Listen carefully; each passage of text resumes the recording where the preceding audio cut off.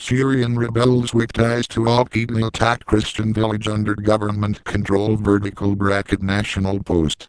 National Post. Home. Financial Post. News. Comment. Personal finance. Investing. Tech. Sports. Arts. Life. Homes. Driving. Classifieds. Subscribe. News. Israel and the Middle East.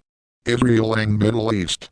Blogs number NB header heading left padding bottom 0 border bottom none right gallery ruler light left padding top 0 border top none right trending to 2013 Syria Trudeau Ford Wallen Marais Verizon Volker Harper Lotto 6/49 numbers BlackBerry Duffy.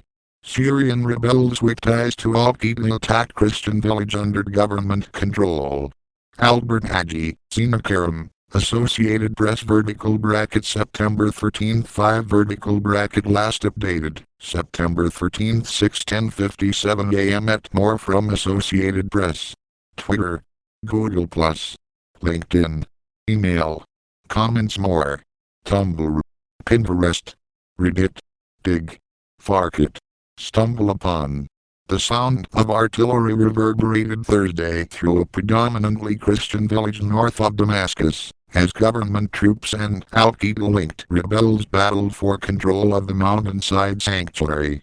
The hit-and-run attacks in the ancient village of Malala, one of the few places in the world where residents still speak Aramaic, the original language of Christ, highlighted fears among Syria's religious minorities about the growing role of extremists among those fighting in the civil war to topple President Bashar al-Assad's regime.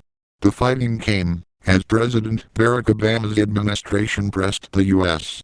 Congress for its authorization of a military strike against the Assad regime, while the president arrived at a G20 summit in Russia expected to be overshadowed by Syria.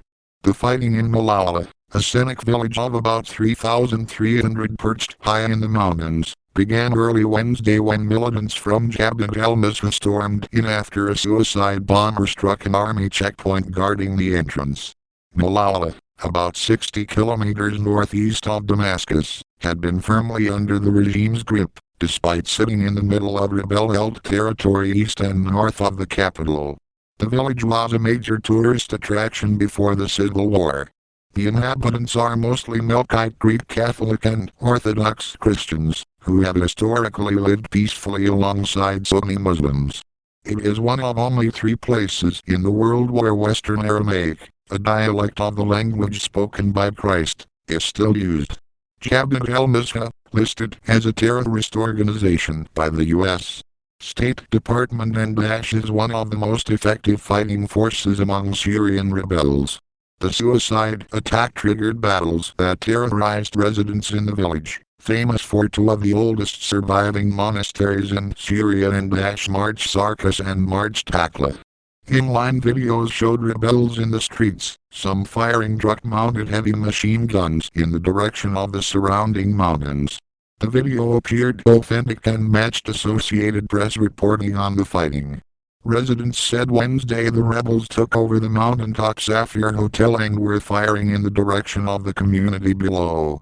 Rami Abdul Rahman, director of the Britain-based Syrian Observatory for Human Rights, said that despite a heavy army presence in the village, the rebels staged hit-and-run attacks, at one point patrolling the streets in foot and in vehicles, and briefly surrounding a church and a mosque before leaving early Thursday. Heavy fighting around the village, which is on a UNESCO list of tentative World Heritage Sites and continued throughout the day, and heavy artillery echoed in the village.